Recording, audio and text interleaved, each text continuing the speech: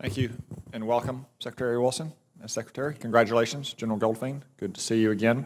I want to build upon what Senator King was speaking about in pilot retention. As you know, but as some members of the committee and the public may not know, Senator King, my ranking member on the Airland Power Subcommittee, recently held a roundtable breakfast with several company-grade officers, a few young majors as well who are pilots, unfortunately some of whom have decided to leave the service already and go to the airlines. As Senator King says, this can't be only a monetary issue. This committee offered $35,000 in bonuses last year. I suspect we could double or even triple that at some serious expense without increasing retention numbers that much.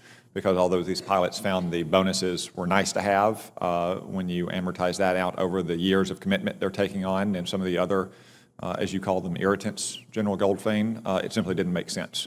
Not only can the airlines in the long run probably pay them more, but they can give them a lot more stability as well. You can go to an airline and predict exactly which 10 or 12 months or days a month that you're going to be flying, a way you can't in the Air Force. I want to commend you on your efforts to try to eliminate a lot of those non-essential duties that are an irritant for our young pilots so they can get back to focus on flying.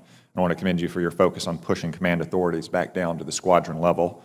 I know your push to add civilians to the squadrons to alleviate some of this additional administrative workload has really made a difference in the morale, and those pilots appreciate it. Senator King mentioned flight time. That's flight time in the short term, of being able to get in the cockpit and fly, but we also heard near uniform opinion on the long term as well, that many of these young men and women join the Air Force because they want to fly. They don't want to sit at a desk. They don't want to be PowerPoint warriors. And to put a fine point on it, they don't want to be Chief of Staff of the Air Force. They respect you. They admire what you've accomplished in career, but they look back at what Captain or Major Goldfein was doing and saying, I want to do that for most of my career. Or all of my career. And they say they're simply not allowed to. The Air Force forces them to move on and up. They suggested that we take a look at what's called a tactical track to allow officers who want to spend their career, when they're at their peak of their skills, to remain flying in F-15s or F-16s or B-2s or what have you. Is this something the Air Force has under consideration? So we are looking at it, but I also want to make sure that we're clear. If you'd put a piece of paper in front of Captain Goldfein and said, hey, listen, Captain, if you want to stay flying and never do anything else, all you got to do is sign here and you'll never make it past Lieutenant Colonel, I would have signed it in a second. That's exactly what we want our young captains to feel like. But then we give them a leadership position and they understand what it feels like to actually lead young men and women into combat. And hopefully we hook them. And so there are some things in a career that we want them to do. And while we're looking at different tracks, what I don't want to do is to have young officers who haven't had the chance to actually show what they're made of relative to leadership opportunities, much like I'm sure you experienced as you were leading soldiers.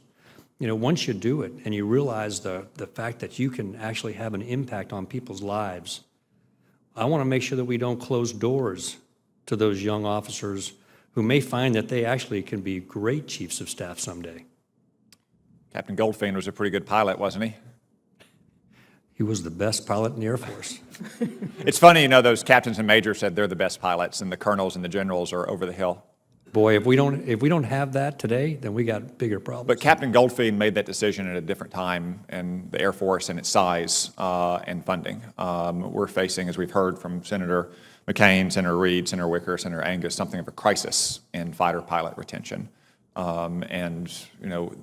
Maybe we might lose one or two candidates for Chief of Staff of the Air Force in 2035. But I think that we have to consider this option. Absolutely. If we're 9 or 1,100 pilots short, however many pilots we are short. Absolutely. And we're continuing to look at that.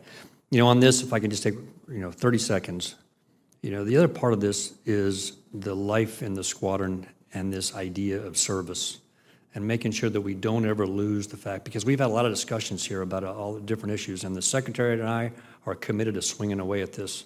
But there's a big part of this that also the reason that you joined the Army and I joined the Air Force, which was to serve, to do things to be part of something bigger than ourselves, to be able to make a difference in the world, to be a better version of ourselves. All that still occurs.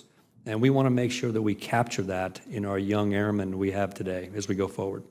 I understand The Army and Air Force are different institutions, though. In the Army, it's the junior enlisted who are at the tip of the spear. They're driving the vehicles, they're manning the crew serve weapons. Senior enlisted and officers are controlling the element. In the Air Force, it's your officers that are the tip of the spear. It's Captain Goldfein who's out flying the missions into combat and getting shot down in combat. It's something that we have to take into account when we look at the way the two services organize their affairs. One final point, a lot of issues with the level of online training. I know this is something both of you have heard and looked at, but for the record, I just want to say that our pilots who are flying missions need to get the kind of basic training in critical issues like sexual harassment, sexual assault prevention. We heard reports of some of our pilots, though, getting mandatory online training in things like preventing human trafficking, which is a very important and noble goal, but maybe better suited for law enforcement or intelligence and so forth. So I hope you'll take a careful look at all of the training requirements we're putting on pilots who need to get more time in the cockpit or more time with their families. Thank you, Mr.